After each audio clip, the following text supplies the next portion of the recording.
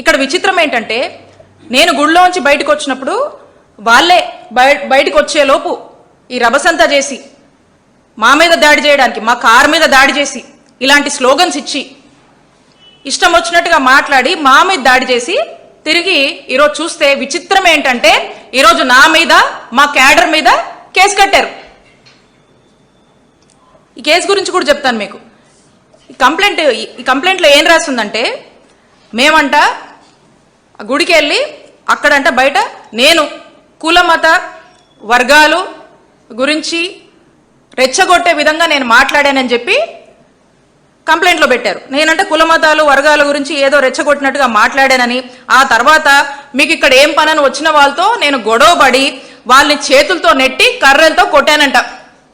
ఇది వీళ్ళు నా మీద కంప్లైంట్ ఇచ్చి మరి నా మీద కేసు కట్టారు. 22 మంది మీద కూడా, మా నాయకుల మీద కూడా, అక్కడ పార్టిసిపేట్ చేసిన వాళ్ళ మీద కేసులు కట్టడం జరిగింది.